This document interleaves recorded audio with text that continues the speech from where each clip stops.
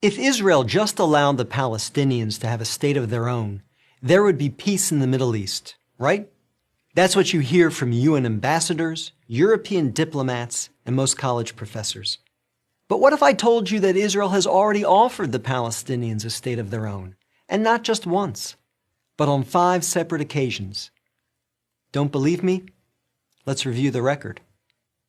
After the breakup of the Ottoman Empire following World War I, Britain took control of most of the Middle East, including the area that constitutes modern Israel. 17 years later, in 1936, the Arabs rebelled against the British and against their Jewish neighbors. The British formed a task force, the Peel Commission, to study the cause of the rebellion. The commission concluded that the reason for the violence was that 2 peoples, Jews and Arabs, wanted to govern the same land. The answer, the Peel Commission concluded, would be to create 2 independent states, one for the Jews and one for the Arabs, a 2-state solution. The suggested split was heavily in favor of the Arabs. The British offered them 80% of the disputed territory, the Jews the remaining 20%. Yet, despite the tiny size of their proposed state, the Jews voted to accept this offer, but the Arabs rejected it and resumed their violent rebellion. Rejection number 1. 10 years later, in 1947, the British asked the United Nations to find a new solution to the continuing tensions. Like the Peel Commission, the UN decided that the best way to resolve the conflict was to divide the land. In November 1947, the UN voted to create 2 states. Again, the Jews accepted the offer, and again, the Arabs rejected it. Only this time, they did so by launching an all-out war. Rejection number 2. Jordan, Egypt, Iraq, Lebanon, and Syria joined the conflict. But they failed. Israel won the war and got on with the business of building a new nation. Most of the land set aside by the UN for an Arab state, the West Bank and East Jerusalem, became occupied territory, occupied not by Israel, but by Jordan. 20 years later, in 1967, the Arabs, led this time by Egypt and joined by Syria and Jordan, once again sought to destroy the Jewish state. The 1967 conflict, known as the Six-Day War, ended in a stunning victory for Israel. Jerusalem and the West Bank, as well as the area known as the Gaza Strip, fell into Israel's hands. The government split over what to do with this new territory.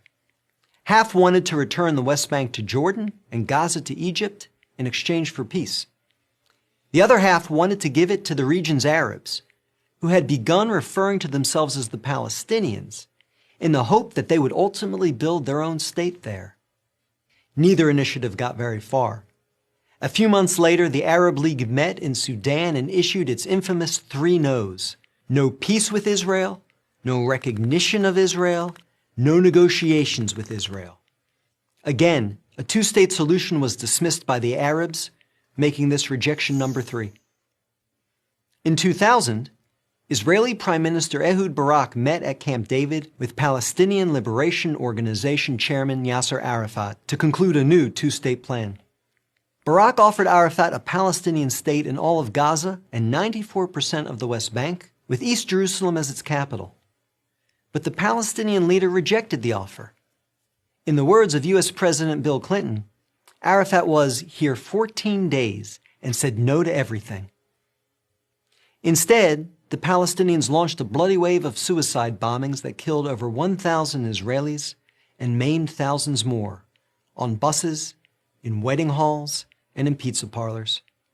Rejection number 4. In 2008, Israel tried yet again. Prime Minister Ehud Olmert went even further than Ehud Barak had, expanding the peace offer to include additional land to sweeten the deal. Like his predecessor, the new Palestinian leader, Mahmoud Abbas, turned the deal down. Rejection number 5. In between these last 2 Israeli offers, Israel unilaterally left Gaza, giving the Palestinians complete control there.